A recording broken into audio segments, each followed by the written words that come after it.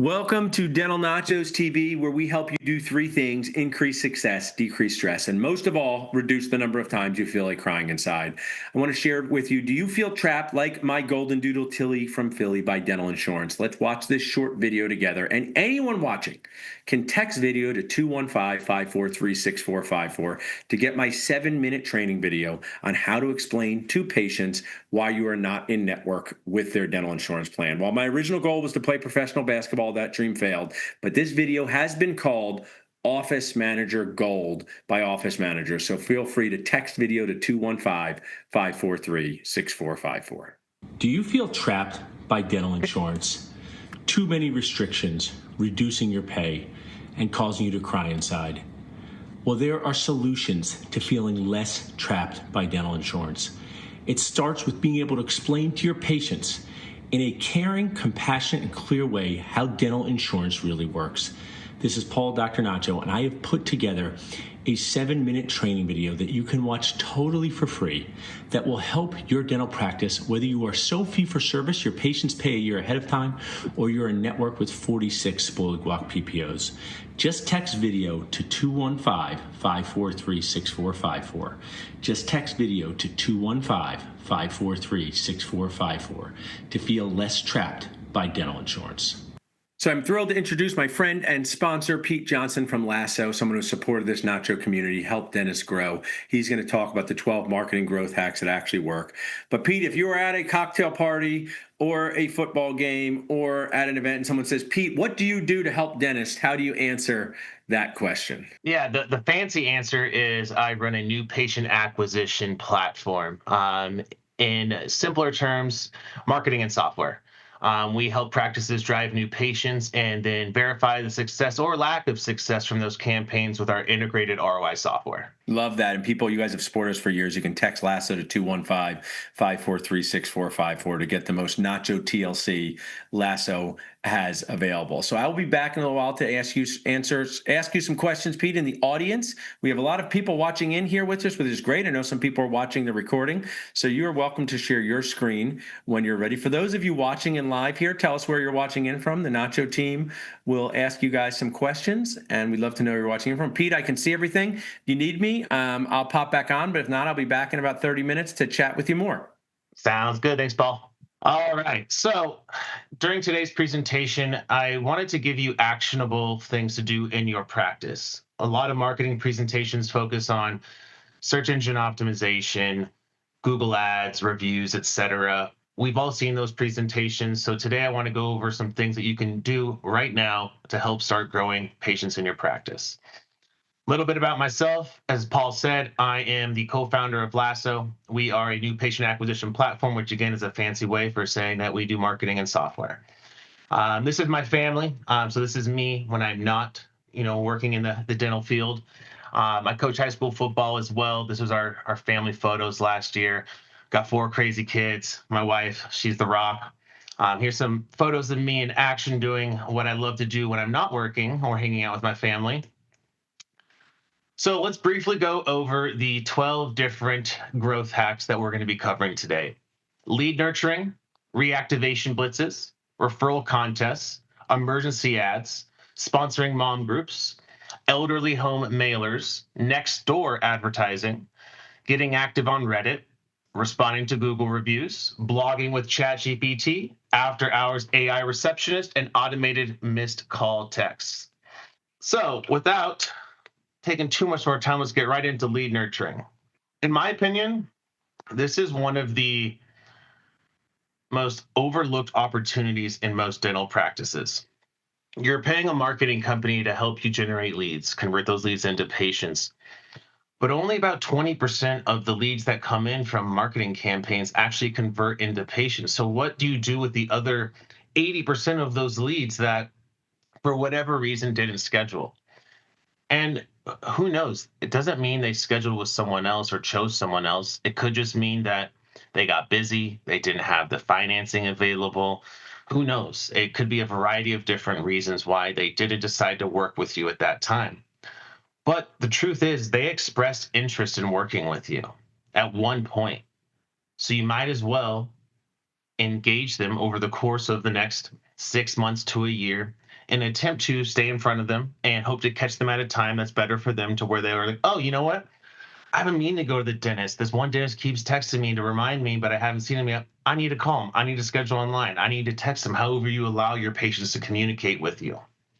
Creating an automated process for this is something I would strongly suggest. It's like a set it and forget it type of marketing. You do want to make sure that you give people the option to clearly opt out of these automated text messages. That is, by law, you have to do that. So, worst case scenario, all they're going to do is opt out of receiving these automated text messages. But you can even customize those campaigns. Let's say these people mentioned implants when they originally called in and talked to you. Maybe you put them in an implant campaign that's nurturing and saying, hey, here's a video of one of our patients who got implants from our practice. Here's a video of the doctor answering frequently asked questions around implants. There's a lot of different things you can do to help spice up that content, make it even more engaging. Furthermore, let's talk about the compounding effect. So let's say each month you're adding 80% of your leads into this nurture pool. And then over time, you're losing, a couple people are opting out here and there. Each month, that pool is going to grow, grow, grow. Right now, we're seeing that for our clients, it's generating anywhere from 2 to 3 additional new patients per month behind the scenes, to where you're not actively having to do anything with it. And again, as that pool grows, so will the amount of patients that it's generating. Really quick, just talking about the cadence. You can mess around with the cadence. In all reality, it should probably be like 2 weeks after no contact, a month, 6 months, a year, depending upon what they're saying.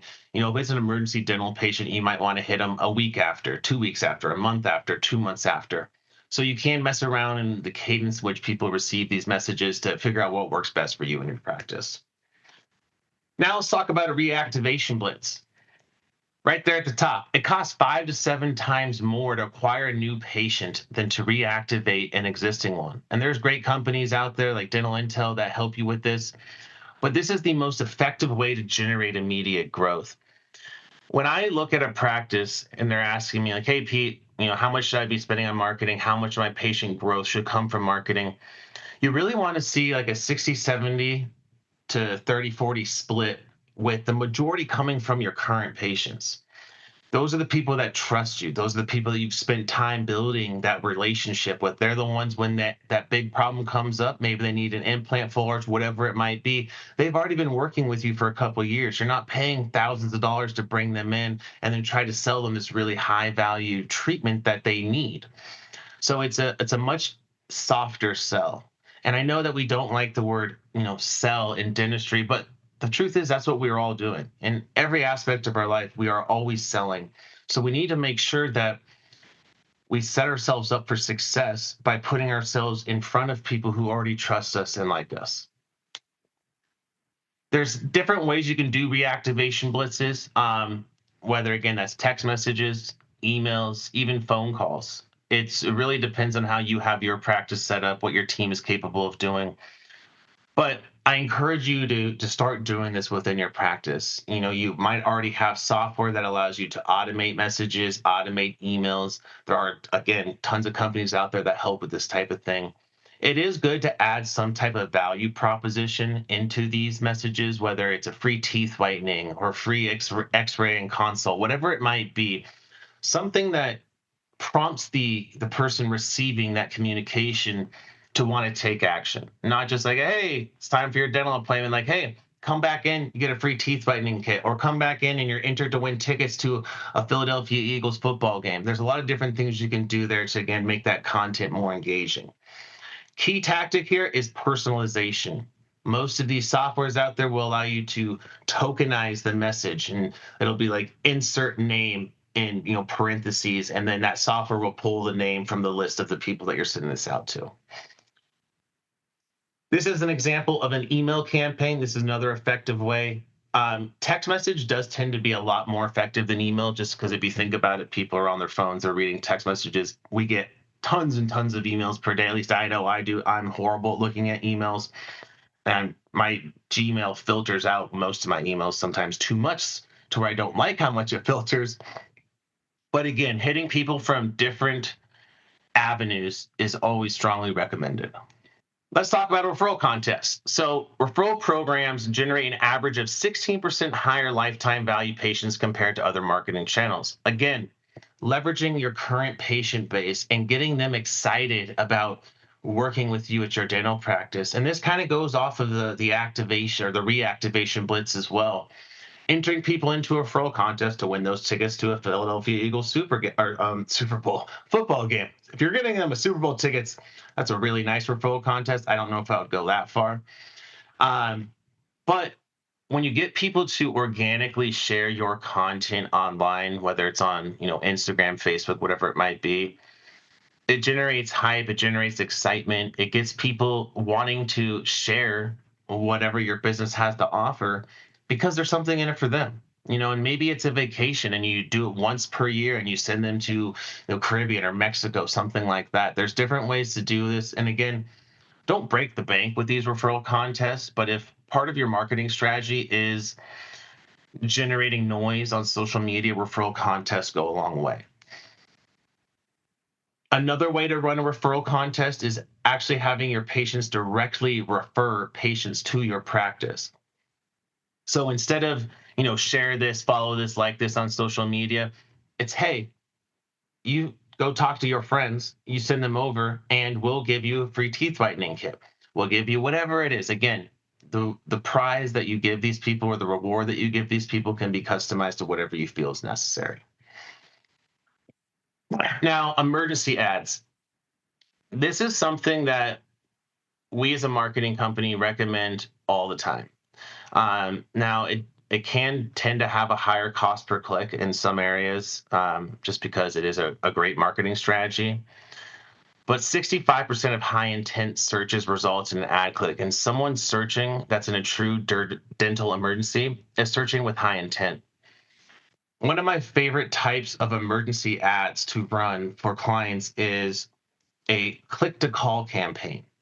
So instead of having the person go to a landing page, which most Google Ads campaigns are going to take you to that custom landing page, or they should, it only shows up to people searching on a mobile device. And when they click it, instead of going to a landing page, it opens up a phone call immediately. And what we're assuming here is someone that's experiencing a true dental emergency does not want to peruse a landing page and look at content. They want to get on the phone with a medical professional right away. Myself, I found the dentist that I work with through an emergency. I was in college, I was at a party, I got pushed from behind, fell, chipped my front tooth. Next morning, first time I've ever scheduled a dentist appointment for myself. Next morning, I go online, I find a dentist that's open on Saturday. I call the ad. He immediately picks up, gets me in right away, and I've been seeing him now for about 17 years. So it's a really great way to build, again, trust and build that relationship with the patient. If you're helping them out in a true time of need, they're going to trust you and like you. Like, it's really like, I didn't want to be walking around with half my front tooth missing. Now, when it comes to other styles of emergency ads, like your traditional Google ads, it is important to, again, make sure that you're sending people to the landing pages. You don't want to send them to your website. You want to send them to that custom landing page that's talking about different symptoms they might be experiencing or pain they might be feeling. You can set up and customize where those messages are routed to. Like if you're running it after hours or on the weekends, make sure you have someone that's monitoring that channel so you can communicate with that person right away. Now let's talk about mom groups. My wife does most of the scheduling and management in our household. She's my boss. When I was talking to her, this was a while ago, but I was talking to her. I'm like, hey, would you ever go to Facebook to look for a dentist? And she was like, honestly, probably not. But she's like, I would ask for recommendations in my mom's group. And it was an interesting connection there because that is Facebook. So she is going to Facebook to look for recommendations for different things. But in her mind, she's like, no, this is a mom's group. It's a community, just like the Dental Nachos community. When you're saying you're going on to Dental Nachos, you might not even be thinking that you're going on to Facebook, but it's just a Facebook group. So these mom groups are really great, and they all have different rules. So you do have to reach out to the admin of that group to make sure that you're posting appropriately. Sometimes they'll have advertising plans that you can purchase that will allow you to do certain posts, sponsor events, do lives. There's a lot of different things that you can do within these moms groups, but really moms are the ones that are scheduling the majority of appointments for their husbands, for their family. If you can build trust and credibility in one of those groups and even get patients to start talking about you in those groups, it's going to go a long way in helping you generate those patients. Because I'll tell you, anytime I'm trying to schedule anything, I'm like, hey, where should I go? And my wife will be, oh, I go to this dermatologist, or I go here, I go there. So again, researching the different moms groups in your area, figuring out which ones work best for you is something I strongly recommend. Now let's talk about care home mailers. So when it comes to mailers, I have mixed feelings, but I do think that they are extremely effective in certain situations. One of them being when targeting the elderly population. In particular, sending out mailers to an elderly home and offering some type of service of transportation. It's like, hey, we'll send an Uber or we have a nice car that'll pick you up. One, most people living at these homes don't necessarily have a way to get around, so you're making it easy for them to access you. Two, older people tend to look at the mail more. Like me personally, there's a trash can next to my mailbox, and I go through the mail, I pull it out. Anytime I see any sort of advertisement, it goes directly into the trash can. And I'm not saying everyone is like that, but that's me personally. That's how I operate. And I know a lot of people around my age are the same way. We already get hit with enough stuff online. The last thing I want to do is go to the mailbox, get hit with more advertising, and while I'm looking through my bills to see who I have to pay this month. So getting creative with who you're targeting with mailers is a great way to make them more effective. Another situation in which I've seen mailers be effective is to new developments. If there's a new development going in, we are assuming that the person moving there is probably looking for a new business to work with. Furthermore, they're not on as many mailing lists yet, so there's going to be a lot less crap mail that is going into that mailbox to where that person has to filter through it. So they're like, "Oh, cool. I just moved here. I do need a new dentist to work with." So again, there's different ways to make mailers effective. Um, and I strongly encourage you to experiment with those different types of strategies. Just because it doesn't work in one situation doesn't mean it's not going to work in another situation. Marketing is all about A/B testing. For lack of better words, throw it on the wall, see if it sticks. If it sticks, great. If not, find another wall to throw it at. Now let's talk about next door advertising. Next door is a mixture of a directory listing website meets social media. For those of you who've never seen Nextdoor, um, it is a hyper local social media platform. That's how they brand themselves. But this is where people share neighborhood updates, recommendations, services, events. But what we see here is that the people that use Nextdoor and like are avid users really trust everything Nextdoor has to say.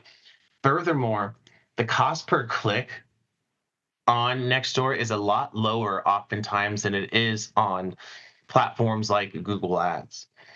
There are less ads on on this platform, meaning that there's less ad fatigue, there's more visibility. You are again advertising to your local community. This is a great option for someone who has a lower budget or just wants to experiment with a new ad channel because it does have a lower cost per click. Now, let's talk about Reddit. So I've been using Reddit for years and years and years. Anytime I would dive into a deep hole on the internet, is typically in a Reddit forum when I'm researching something really random. But it's a great place to start advertising and just posting content in general. One of the things I've always enjoyed is when they do the ask the expert on Reddit, where someone that is an expert in their field will get on there and they'll say, "Ask me anything," and people will throw in questions, and that person will then respond to whatever question is being fired their way. You should try hosting your own Ask Me Anything. This is again a place where you can get on there and Give people real questions or I mean, real answers to the questions that they're asking. It's also really good for SEO. Anytime you're searching for a question within Google, not anytime, but I would say oftentimes, if you're searching for a more complicated question, one of the first things that pops up is Reddit. So again, utilizing all these different channels, realizing where the highest trafficked places on the internet are and getting active on those platforms is always going to help boost your overall online presence. You can also pay for ads on Reddit. Again, a newer platform that's offering ads, or I should say a less used platform. They've been offering ads for quite a while, but it's not something that most people do in dentistry. Again, there's a lot less competition, a lot less ad fatigue, lower cost per click. So again, as I was saying about mailers, I'm giving you all these different channels to explore. My strong recommendation again is to test it out. Don't go all in on one to start off with. You know, Spread your budget around, make sure that that channel is working for you, and then you can remove some of the channels that aren't performing. You can double down, or maybe like, hey, I think this channel can work even if it hasn't worked in the first month or two, and continue to try to improve whatever's going on there.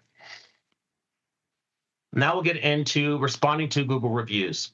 Most of you probably already know this, but your reviews on Google Business Profile are extremely important to where you rank in your local SEO and the map pack in those search results. Responding to reviews, all reviews, is extremely important. Now, there are different schools of thought. Some people think that you shouldn't respond to negative reviews. In my opinion, you should. And Google does like when you respond to reviews, it shows that you're engaged in their platform, that you're active on their platform, which they like. They want to incentivize engagement within their platform. And furthermore, let's say you get a bad review, which happens to all of us. No matter how hard we try, we're always going to get a bad review, no matter what we do. But taking the time to show empathy. Now, don't get into a keyboard war with someone. That's the last thing you want to do. Just try to empathize, ask them to call you at the practice so you can help reach a resolution or give them some sort of solution to whatever their problem is.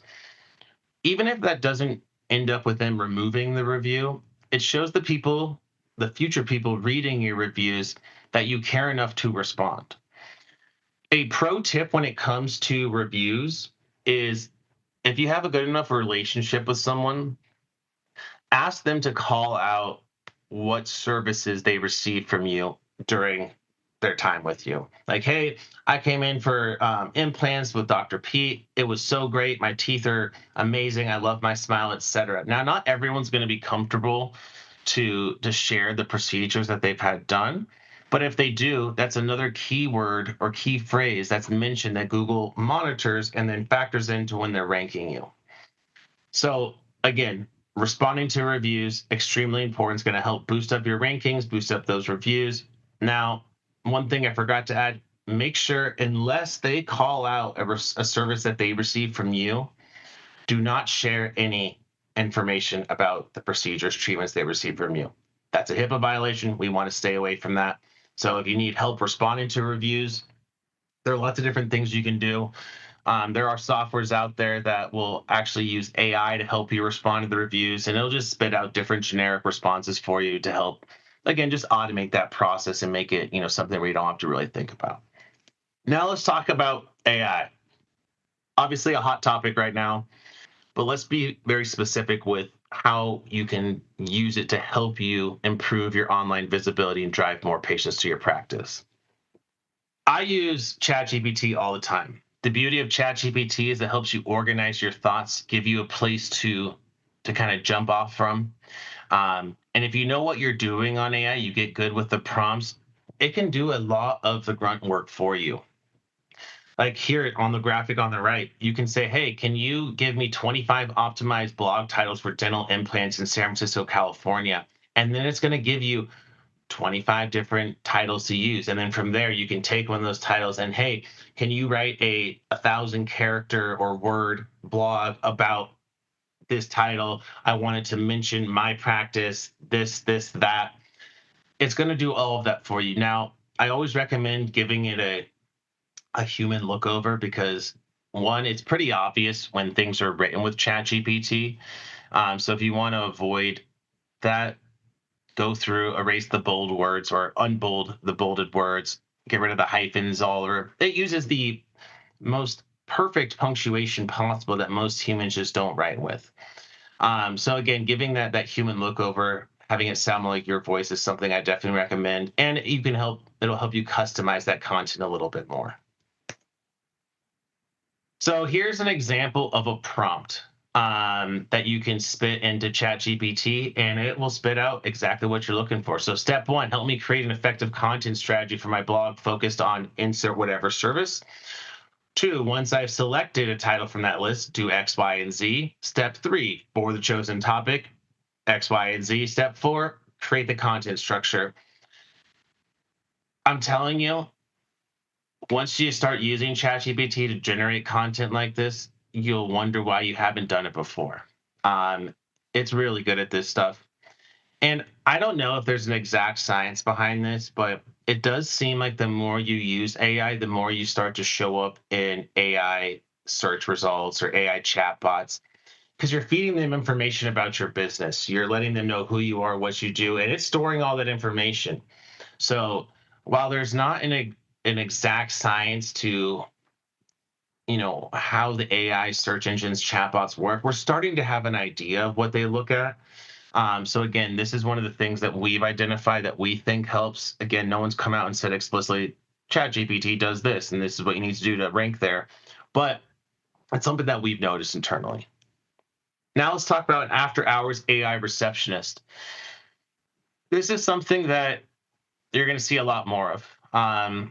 In years past, my least favorite thing was getting to a phone tree where I had to try to explain to this, not even AI, this thing that, hey, I need to speak to a human. I got stuck in so many of those. Are like, we cannot understand what you're saying. We cannot understand what you're saying. But the thing is, these AI receptionists, they're very smart. They're incredibly smart. And I've experimented with a couple, and I've even slurred my words, spoken really fast, tried to stump it with questions that it shouldn't be able to answer. And it does a really good job of handling these questions. It'll say either, here's the answer, you know what, I'm not comfortable answering that question. Let's schedule a callback, or let me get someone on the phone that can answer that question for you. So where I don't think by any means that you should replace your whole entire front office with an AI receptionist, I do think it's a great way to let your patients communicate with a human-like thing after hours, or if the phone line is busy. Instead of having like a missed call text, which we're going to go over next, if they can get on the phone and have some of their questions answered up front by something that comprehends enough of what they're saying to give them a thoughtful response, it's going to go a long way in what we in marketing called speed to lead. The quicker you can get someone on the phone, the quicker you can answer their questions, the more likely they are to work with you. And again, I recommend that you just look into these. There's lots of different options out there. It's only going to get better over time. We're kind of in the early stages of AI.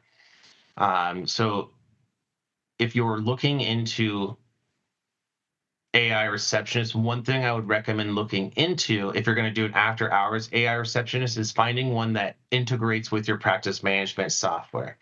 Because imagine someone calls after hours or it's busy, that AI receptionist has right access into your practice management software. It can look and see when the available times are and then actually book that appointment in that calendar. That's going to go a long way in just making up or freeing up time at your front office. And again, that speed to lead, getting people the information or getting them scheduled as quickly as possible. Now, last but not least, automated missed call texts. So again, if you're not using an AI receptionist, you do want to make sure that you're hitting your patients who are looking for information with some type of communication right away.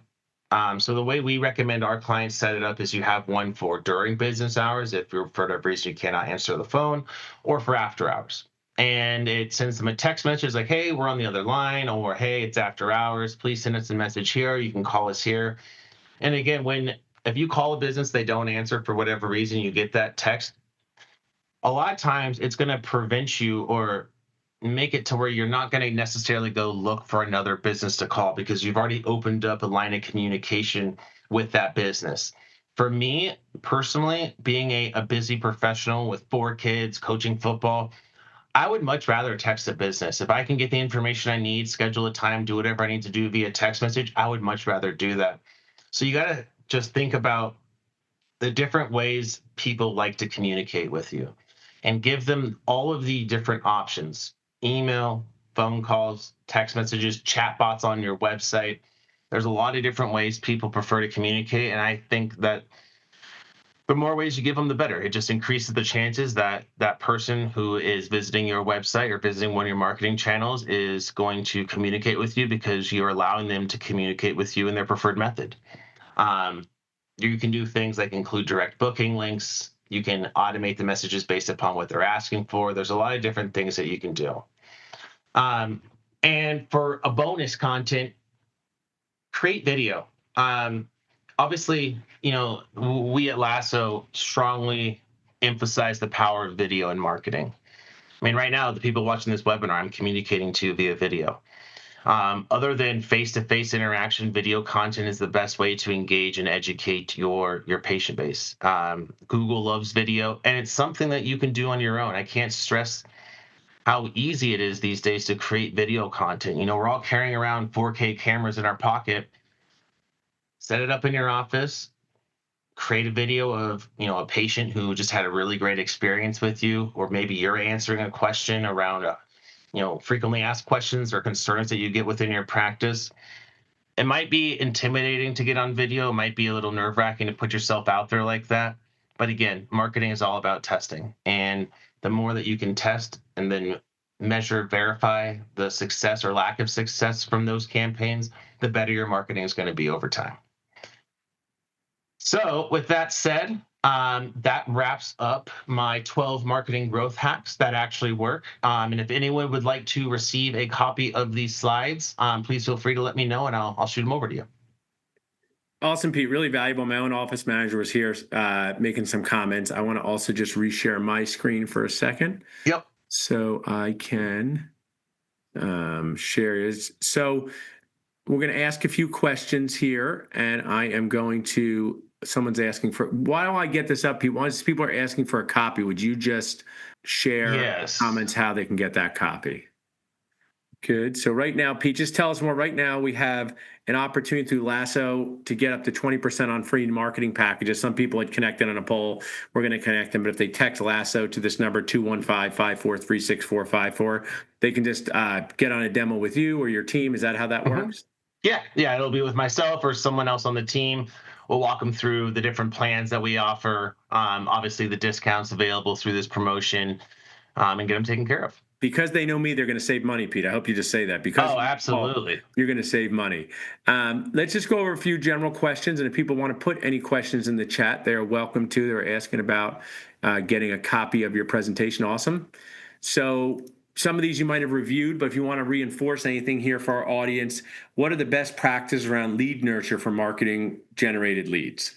Yeah. So again, when we're talking about nurturing leads, let's first define what a nurture lead is. When a lead goes, basically it goes 2 weeks without non-contact, or no contact, I should say, that's when we recommend that we put it into nurture status. So instead of that lead just dying, it goes into a nurture bucket.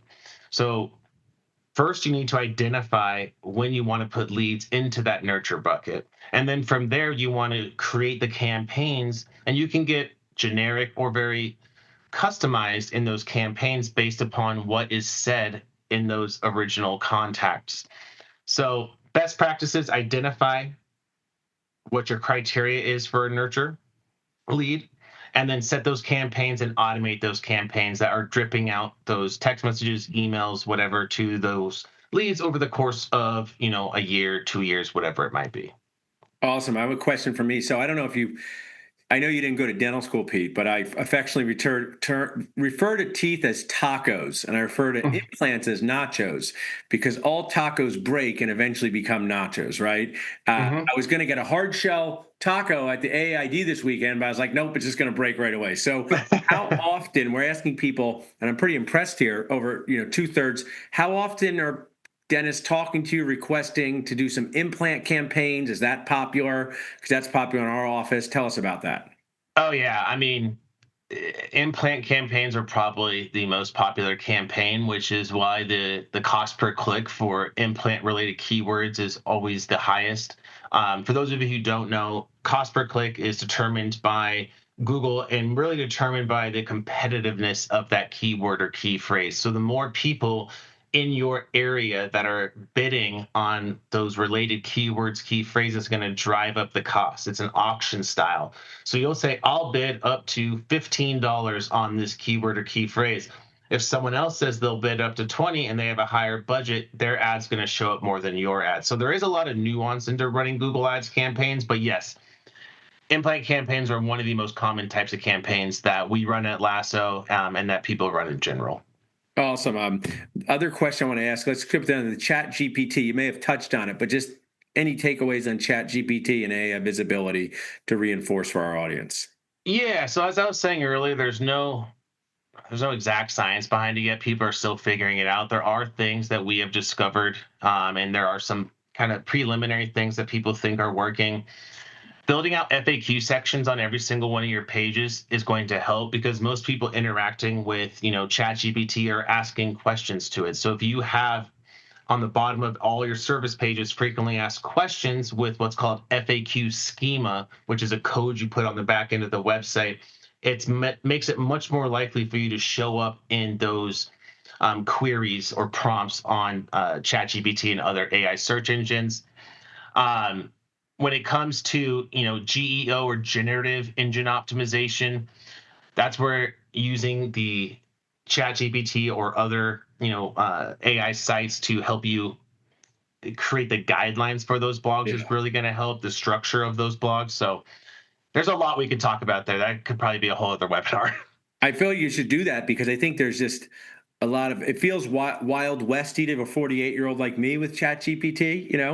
Um, Hmm. and I want to use it in a way that's responsible and helpful, but also want to make sure, we joke all the time from the beginning of Google. Like, I'd be like, hey, Pete, we're going to do a tooth colored filling. It's conservative. It's going to blend in. We're going to bond it in. They say, well, Google says over here. And I'm like, well, I'm the dentist, right?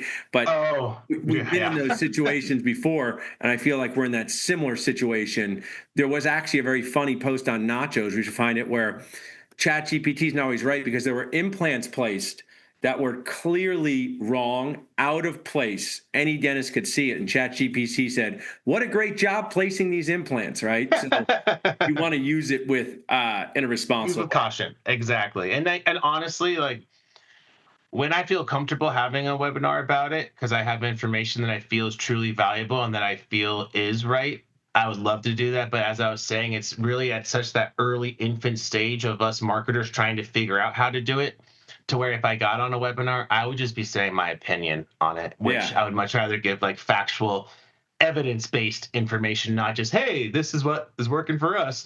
Right, exactly. I think that's a great way to do it. Well, I want to thank you as always for support. We could not do what we do without our awesome sponsors like you. You bring the fun to the nacho plate. You help Dennis. You've helped my own amazing friend, Dr. Christian Mullen, grow his practice, and really appreciate you sharing with us today. Everyone who's been on here hanging out with us, thanks for learning from Dental Nachos TV. I am impressed. I know some people are going to watch this recording, but we had like over 50 people logged in here, Pete. So you're running your own show. That's Nice. great. Um, Awesome. Have a great rest of the day. Pete, hang around for a minute, but Nacho audience, see you guys soon. See you guys.